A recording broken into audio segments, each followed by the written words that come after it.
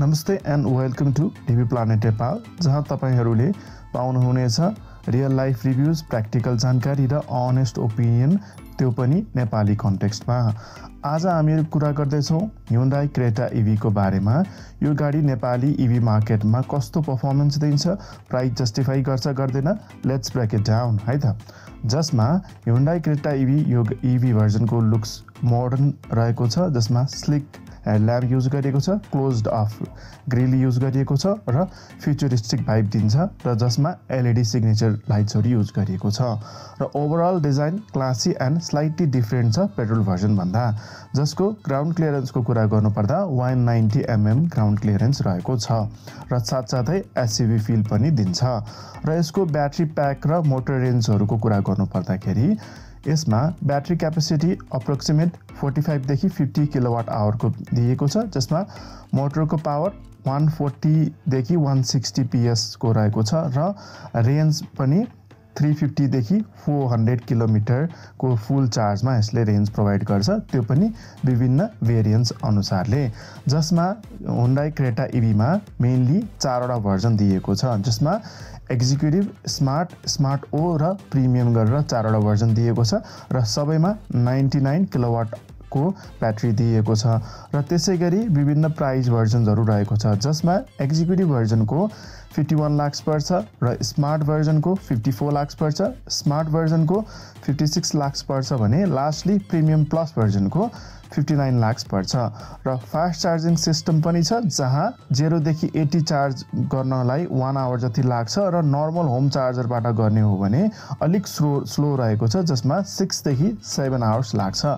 र यसको इन्टेरियर र फिचर्सहरूको कुरा गर्नुपर्दा इन्टेरियरमा नयाँ डिजिटल इन्स्ट्रुमेन्ट क्लस्टर युज गरिएको छ, जुन इन्फर्मेटिभ पनि छ र मोडर्न पनि छ, जसमा 10.25 इन्चको टच स्क्रिन इन्फोटेनमेन्ट सिस्टम दिएको छ, wireless Android Auto Apple CarPlay रहेको छ, leather seats, sunroof, ambient lighting पनि दिएको छ र मल्टिपल ड्राइभिङ मोड्सहरू जस्तै इको, नर्मल र स्पोर्ट मोड्सहरू रहेको छ र लग्जरी फिल दिइराखेको छ, जसमा यसलाई क्लासिक पनि देखिन्छ। र यसको ड्राइभ पर्फर्मेन्स र सेफ्टीको कुरा गर्नुपर्दा इलेक्ट्रिक गाडी भएकोले इन्स्ट्यान्ट टर्क पाउन सकिन्छ, जसमा एक्सिलरेसन मजाको छ, साइलेन्ट ड्राइभ एक्सपिरियन्स पनि छ र बिल्कुलै स्मुथ छ।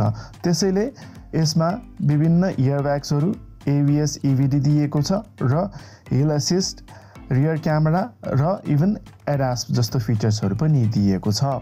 र प्राइस रेन्जको हामीहरूले कुरा गरिसकेपछि अरू गाडीहरूसित कम्पेरिजन पनि गर्नुपर्दाखेरि अराउन्ड 50 देखि 60 लाखको रेन्जमा विभिन्न भर्जनमा नेपाली मार्केटमा Hyundai Creta EV उपलब्ध छ भने कम्पेरिजन गर्नुपर्दाखेरि MG ZS EV Hyundai Creta भन्दा EV भन्दा सस्तो छ, तर स्लाइटली कम प्रिमियम फिल दिन्छ र त्यसैगरी BYD 3 यो गाडीको स्ट्रङ कम्पिटिटर्स हो र ब्याट्री प्याक पनि ठुलो रहेको छ र Tata Nexon EV budget friendly गाडी हो, तर साइज र फिचर्समा Hyundai Creta EV भन्दा अलिक कम रहेको छ र Creta EV त्यसैले Creta EV को ब्यालेन्स राम्रो छ between performance, looks and trust in Hyundai brand है त।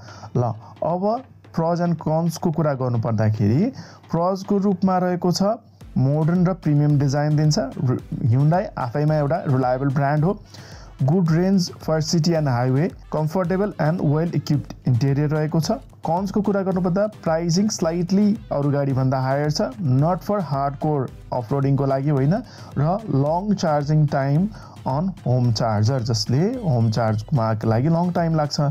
सो Hyundai Creta EV के यो गाडी नेपाली बायरको लागि भ्यालु फर मनी हो। If you want a style, premium and reliable EV, यो गाडी राम्रो चोइस हुन सक्छ।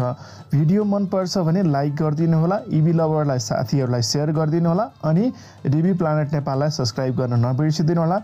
अझ रियल रिभ्यूको लागि स्टे ट्युन। धन्यवाद, नमस्ते।